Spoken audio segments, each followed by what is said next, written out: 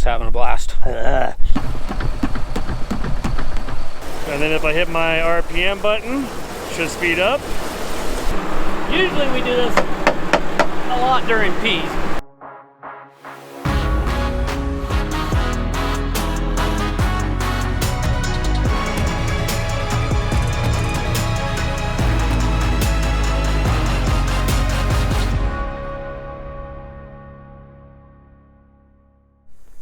All right, good mid-morning-ish. I think it's like 10:30.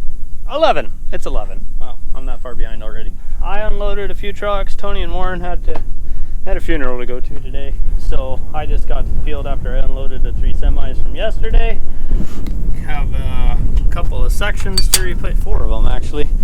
That one obviously is my worst one, and then these 2, I'm gonna do that one for sure. That one is just gonna give up the ghost anytime now, so go ahead and replace those 2. And then we've been having some issues with this stuff we're cutting with the grass in it. Grass and stuff getting up inside the draper. And so we're gonna lose some draper belts. You can kind of see that lump right there.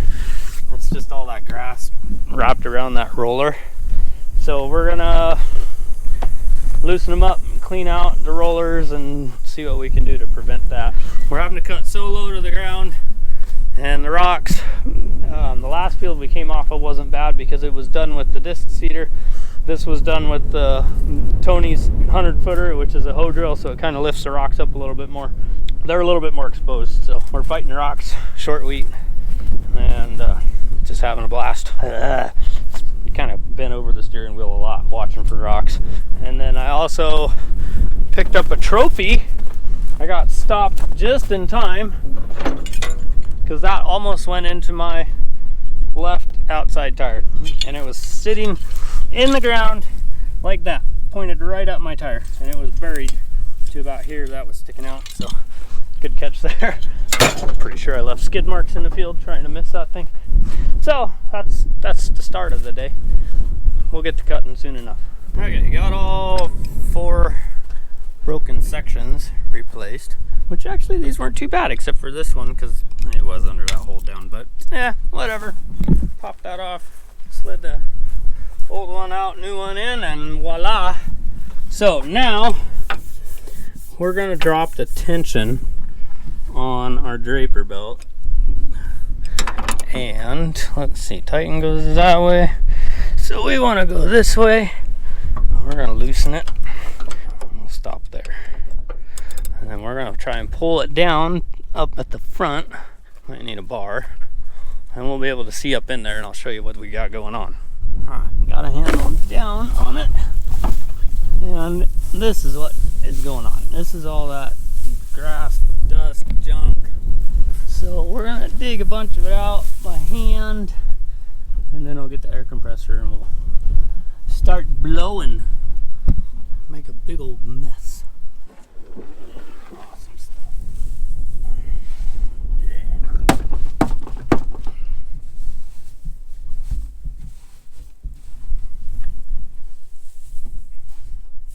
Lovely.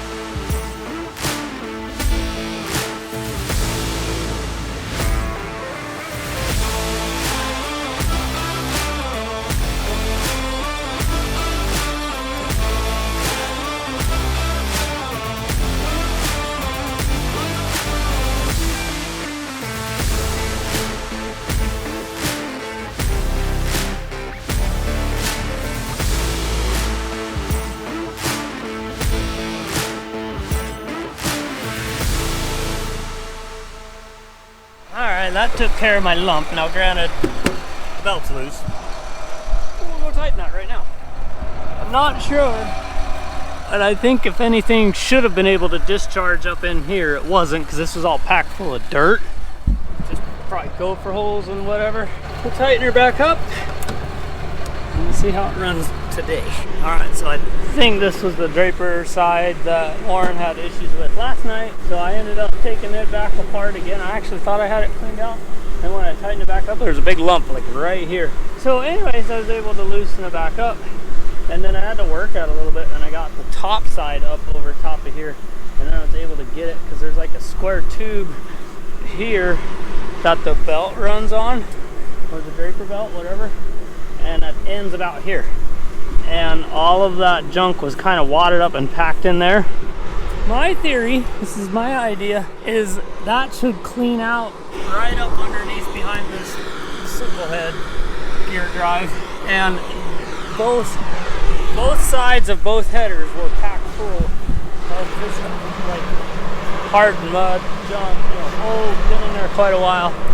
So I wonder if that just wasn't allowing it to fall out, because when the header's down, the belt's at an angle, all of that stuff should be falling towards the cutter bar that's up underneath there. And then of course as the bottom side of the draper is coming towards the outside of the header and then up and over and carries the crop in, so all of the junk that gets under the draper, or in between the drapers, ends up technically right here on this corner. So anyway, we'll see how that works. Now I'm gonna put tools away. I got my combine running so that the air conditioner is freezing the cab right now, I hope, because it's hot. I think it's supposed to get, if not 100 degrees, it's supposed to get upper 90s for sure. So I'm ready to go. Hopefully just sit in the combine all day, not have to fight stuff. So my wife found these lunch skins, obviously quite a while ago from the looks of it, and they hold heat.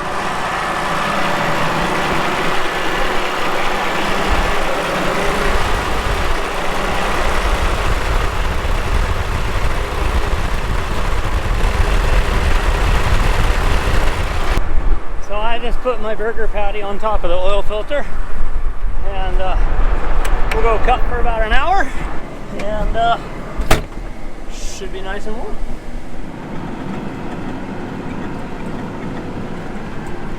Well, I am back in the grain cart. I have been running around spraying, getting the sprayer moved, all that kind of stuff. So haven't been in the harvest field much. These guys have just been cutting, filling the cart, and then we kind of dumping trucks into the day, whatever.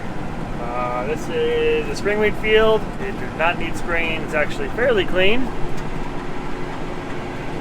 A few weeds out there, but nothing like what we're spraying in some of the durum fields.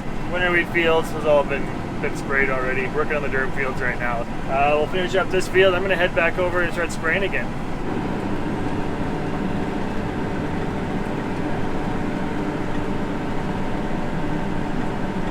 Well, heading back up to the trucks. Got close to, well, a little over 100,000 pounds on. I think the cart should hold 120,000 if our test weight's good, or more than that even.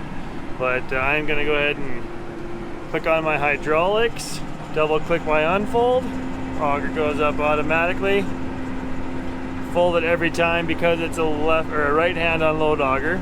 Left hand ones are always out of the way of the auger of the combine, unless you have a really long combine auger. I do like this one. I like being able to be turned this way. Look at what I'm doing. All my controls are right here. The joystick is mounted right there. All that. So right hand auger is pretty handy. All right, PTO is engaged. We're gonna rev up to about 950,000 RPM PTO. Trigger on the back here opens the gate, and away we go. 4-way adjustable spout by the thumb control on there.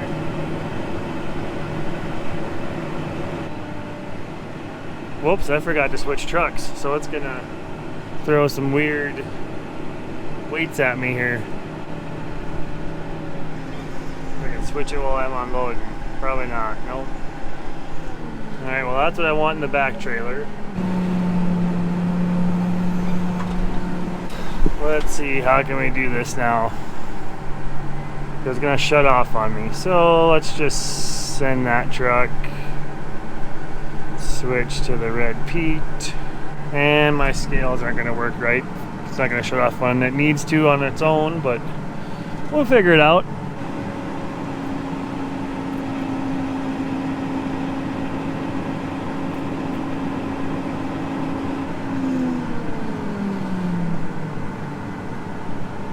There we go. We got a load to take to the bins. All right, at the bin yard, and a couple of years ago we installed this RC farm arm, is what it's called, onto this 145 Maxim tractor, and it's got everything to control it to run the auger. So you can start it remotely with this remote. You can turn the hydraulics on to get our what's that thing called? The extender out of there. And we got the RPM block, so we can hit the RPM. Cruise control speed, basically what the case tractors have on them. So that just pushes a button on there to run that. Turns your PTO on, all that stuff. It's pretty handy, especially when you want the tractor running for some hydraulics. Maybe you get a hydraulic swing on your auger. This is like hydraulic extend, but you don't have to be out to do it. But at least your tractor's running. You don't have to crawl up in there. We got to have the clutch pedal either pushed down or have the button on the clutch switch pushed so that we can start it remotely. Lots of controls on here. You can control 2 hydraulics, 2 RPM speeds, and the PTO, and shut the tractor on and off. So it's already running. We'll go do it all from here and show you how it works. All right, so I'll push the number 1 hydraulic lever. That kicks this on so I can control this. Extend my auger out.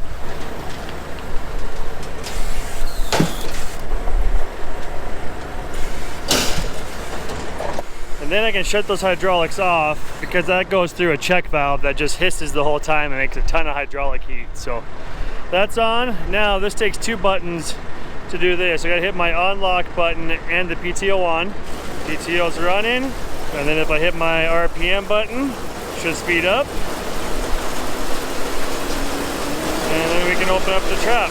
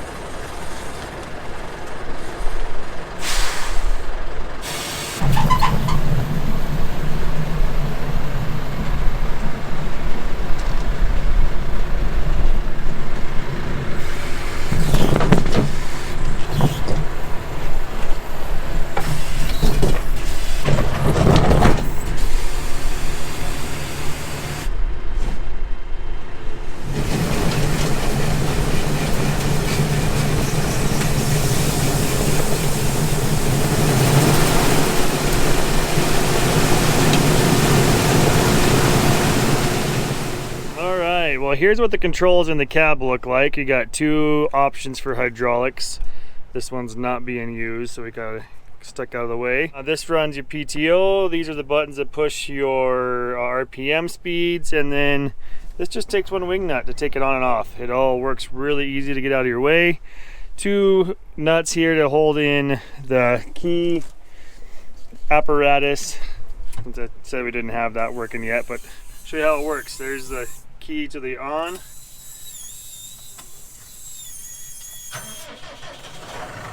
And the start.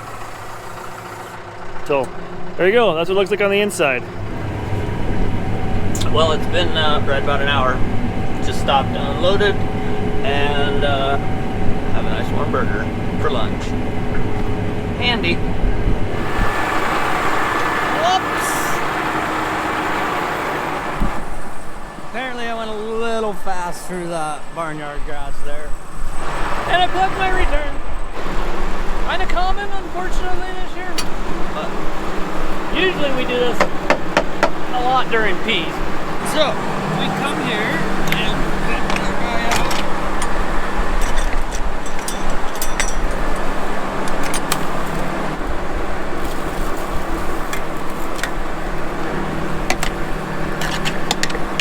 And then you just make a hole.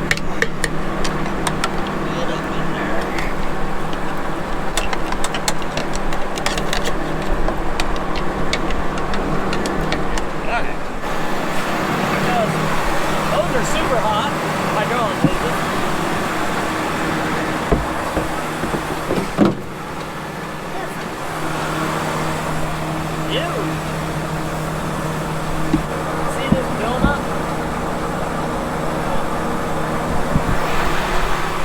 so that buildup just holding up stuff enough. That's why I have the bar. It's just all that green goo from the grass that is not dead, obviously, and it just plugs up this chute.